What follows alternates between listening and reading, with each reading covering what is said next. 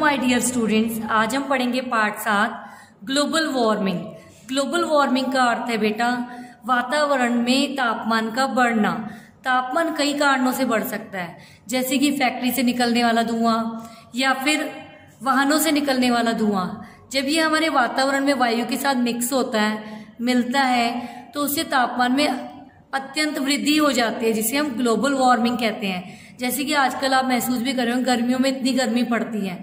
ये किस कारण से है? ग्लोबल वार्मिंग करके है। इसका उद्देश्य देखिए बेटा, ग्लोबल वार्मिंग अथवा भूमंडलीय ऊष्मन। भूमंडलीय ऊष्मन जो हमारी धरती का तापमान है, ऊष्मन का अर्थ है बेटा गर्मी। धरती पर पनपने वाला सबसे भयंकर खतरा है। ये सबसे खतरनाक है हमारे लिए। इसका कारण है ग्रीन हाउस गैसें, यानी carbon dioxide. Green house gases में देखो कौन कौन सी आती है? Carbon dioxide, methane, nitrous oxide आदि। और ये जो गैसें हैं ये बहुत ही जहरीली हैं, बहुत ही खतरनाक है। अतः इन गैसों को नियंत्रित करने का संकल्प लीजिए। हम इन्हें कैसे रोक सकते हैं, हमें इस पे विचार करना चाहिए। चलिए पाठ शुरू करते हैं। दुनिया में आज सब जगह ग्लोबल वार्मिंग की चर्चा हो रही है। अब देखो सबको पता है कि ग्लोबल वार्मिंग होता ही जा रहा है बहुत ज्यादा तेजी से। बच्चा बच्चा इस शब्द से परिचित है। ग्लोबल वार्मिंग का अर्थ है पृथ्वी के औसत तापमान में वृद्धि। मतलब जितना पृथ्वी का तापमान है, एवरेज तापमान है, उससे भी ज्यादा बढ़ जाना। वायुमंडल में कार्बन डाइऑक्साइड की मात्रा बढ़ने से इस ग्लोबल वार्मिंग ने सबको परेशान कर रखा है। ठीक है, जब कार्बन डाइऑक्साइड ज्यादा बढ़ जाती है तो उससे गर्मी पैदा होती है। ग्लोबल वार्मिंग के कारण पूरी दुनिया में आशा के विपरीत जलवायु में परिवर्तन दिखाई दे रहा है। अब आप देख रहे होंगे ग्लोबल वार्मिंग करके कई बार ग्लेशियर से बर्फ पिघल जाती है या कहीं बाढ़ आ जाती है। तो ये इसके सिम्टम्स है, हमें पता लगता है कि हाँ ये ग्लोबल वार्मिंग के कारण है। आखिर ऐसा क्यों हो रहा है? मौसम वैज्ञानिकों के अनुसार इसका कारण हमारी आधुनिक नागरिक सभ्यता ही है, जो हम लोग इसके जिम्मेदार हैं। ठीक है, हमारी जीवन शैली आज पूरी तरह से यंत्रों पर आधारित हो गई है। अब हम क्या करते हैं, हमारा जितना भी लाइफस्टाइल है जो हम जीते हैं, सारी किस पे है? यंत्र से। सारे काम किस पे हो गए? यंत्र से। और जो भी यंत्र हैं वो क्या करते हैं? प्रदूषण को ही बढ़ावा देते हैं। आगे देखिए, घर के भीतर हो या घर के बाहर, हम अपने जीवन को सरल व सुखद बनाने के लिए जिन साधनों का उपयोग कर रहे हैं उन सब में मुख्य रूप से कार्बन डाइऑक्साइड, ये कार्बन डाइऑक्साइड फॉर्मूला है CO2, जलीय वाष्प, नाइट्रस ऑक्साइड, मीथेन गैस और कल कारखानों से निकलने वाली दूषित गैसें हैं। दूषित मतलब जो खतरनाक गैसें होती हैं, जहरीली गैसें होती हैं। ये सब गैसें गर्मी सोखने में उत्तम है, गर्मी को अच्छे से सोखती हैं ये, इसलिए वायुमंडल का तापमान बढ़ गया है।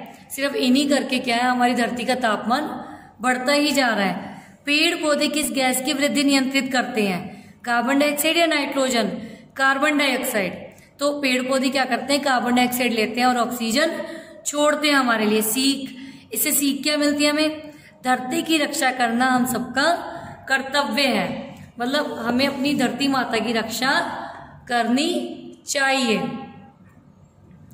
आगे देखिए बेटा, इस ग्रीन हाउस इफेक्ट के कारण संपूर्ण विश्व में प्राकृतिक आपदाओं ने एक भयंकर रूप ले लिया है। प्राकृतिक आपदाओं का अर्थ है बेटा कि जो भी नेचुरल वो होती है आपदा, मतलब जैसे बाढ़ आना, सूखा पड़ना, ठीक है, ये प्राकृतिक आपदा, भूकंप आना, तो ये बहुत बढ़ गए हैं आजकल। ये इसका कारण क्या है? सिर्फ ग्रीन हाउस गैस इफेक्ट। ठीक है, हर साल ध्रुवीय प्रांत में जो हमारे पोल्स हैं, पता है ना आपको, नॉर्थ पोल, साउथ पोल्स, इनमें क्या हो गया? आर्कटिक सागर का जमा हुआ पानी पिघलता है। मतलब इतनी गर्मी हो गई धरती से, जिसमें क्या है, जो बर्फ जमी हुई है वो क्या है, पिघलती ही जा रही है लगातार। किंतु अब नासा के वैज्ञानिकों के अनुसार यह बर्फ बहुत ज्यादा पिघल रही है, बहुत स्पीड से पिघल रही है। और समुद्री जल स्तर बढ़ने से अनेक भूभागों के डूब जाने, भूभाग मतलब हिस्से, धरती के हिस्से डूब जाने का तथा गर्मी बढ़ने का संकट पैदा हो रहा है। मतलब गर्मी ज्यादा बढ़ गई है या तो बाढ़ आ जाती है या फिर सूखा पड़ जाता है। ठीक है, इसके कारण ही है ये। संपूर्ण विश्व में दिसंबर, जनवरी, फरवरी 2015-16 में सर्दी भी काफ़ी कम रही। ठीक है, 15 और 16 ईयर्स में 2015-16 में क्या हुआ, सर्दी बहुत घट गई लेकिन गर्मी बढ़ गई थी। इससे सभी पशु पक्षियों का जीवन खतरे में पड़ गया है। खासकर आर्कटिक प्रदेश के श्वेत, श्वेत मतलब सफेद, हिम भालुओं का, हिम मतलब जो बर्फ में भालू रहते हैं ना, ठीक है, उनका भी क्या हो गया है, उन्हें भी इससे खतरा बढ़ गया उनकी जान को। साइबेरियन पक्षियों का तथा समुद्री कोरल रीफ, प्रवाल भित्तिका का। ठीक है बेटा, ये सब जानवरों के नाम है। ग्लोबल वार्मिंग के कारण जलवायु के विपरीत परिवर्तन हो रहे हैं। ठीक है, मतलब जैसे जैसे पहले हमारे मौसम चलते थे, सर्दी, गर्मी, बरसात, अब बरसात भी देखो कुछ नहीं पता लगता, बेमौसम की बारिश हो जाती है। ठीक है, कुछ नहीं पता लगता, पानी में पानी बढ़ जाए समुद्र में तो बाढ़ आ जाए, इसका कोई वो नहीं है। सीधा ग्लोबल वार्मिंग इसका मेन कारण है। 4 अप्रैल 2016 को पाकिस्तान में खैबर पख्तूनख्वा में भारी बारिश से कम 71 जाने गई। ठीक है, ये अब आपको एक उदाहरण देके बता रहे हैं कि इसकी ग्लोबल वार्मिंग की कहाँ क्या क्या बुरे प्रमाण मिले हैं हमें। और अनेक मकान बह गए, कई मकान बह गए, इसमें भारी जान माल का नुकसान हुआ, खड़ी फसल को भी नुकसान पहुंचा। इसी प्रकार भारत में बारिश ना होने से उत्तर भारत के कई इलाके सूखाग्रस्त हो गए, कहीं पे सूखा पड़ गया, कहीं पे बाढ़ आ गई। यही कुछ हो रहा है ग्लोबल वार्मिंग के कारण, और लोग बूंद बूंद पानी को तरस रहे हैं। अप्रैल का महीना सामान्यतः गर्म होता है, लेकिन इतना गर्म नहीं कि उस गर्मी से जान चली जाए। ठीक है, आजकल इतनी गर्मी पड़ने लगी है कि बेचारे लोग भी मौत के मुंह में चले जाते हैं। और 2016 में अप्रैल के शुरुआती दिनों में ही तेलंगाना और आंध्र प्रदेश में इतनी गर्मी पड़ी कि कम से कम 100 लोगों की मृत्यु हो गई, 100 लोग अपनी जान गंवा बैठे। 7 अप्रैल 2016 तक अकेले तेलंगाना में 71 लोगों की मौत की पुष्टि सरकार ने की है। पुष्टि मतलब पक्का पता लगा सरकार को कि 71 लोग यहाँ पे तेलंगाना में मर गए हैं। अभी आगे और कितनी जाने जाएंगी कोई नहीं कह सकता। यह सब प्राकृतिक आपदाएं मानव द्वारा उत्पन्न ग्लोबल वार्मिंग के परिणाम है। ठीक है, जितनी भी ये नेचुरल कैलेमिटीज हैं, जितने भी नुकसान हो रहे धरती को, इसका मेन कारण क्या, ग्लोबल वार्मिंग। इधर पूर्वी भारत में बाढ़ आने से अनेक जाने गईं। न केवल भारत और पाकिस्तान बल्कि दुनिया के सभी देशों पर ग्लोबल वार्मिंग का प्रभाव दिखाई पड़ रहा है। ओजोन परत के क्षरण, ओजोन परत के क्षरण का अर्थ है बेटा, ओजोन की जो लेयर है, जो हमारी सूरज की किरणों को धरती पे जो हार्मफुल किरणें आती है ना सूरज से, ये ओजोन परत क्या करती है, उसको आने से रोकती है। से पृथ्वी पर तापमान बढ़ रहा है। ओजोन परत हमारी धरती के लिए एक सुरक्षा कवच का काम करती है। ये हमें हमारी सेफ्टी करती है। ओजोन परत हार्मफुल किरणों को आने से रोकती है। और ये सूर्य की पैराबैंगनी मतलब अल्ट्रावायलेट किरणों को भी आने से रोकती हैं। उसके बाद देखिए क्लोरोफ्लोरोकार्बन्स के कारण, क्लोरोफ्लोरोकार्बन्स जानते हो, जैसे जो हमारा फ्रिज होता है, ठीक है, उसमें कौन सी गैस भरी होती है, क्लोरोफ्लोरोकार्बन्स।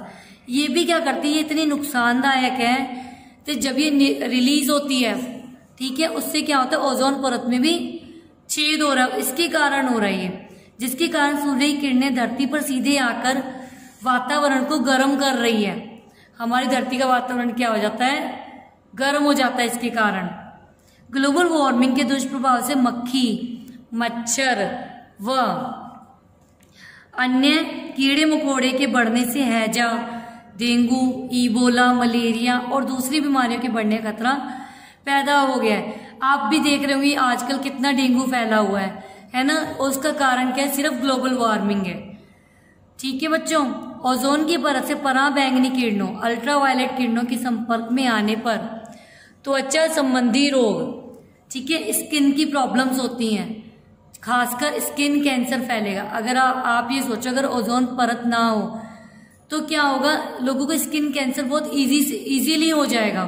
सिर्फ ओजोन परत ही ऐसी जो स्किन की हर एक दिक्कत से हमें बचा सकती है।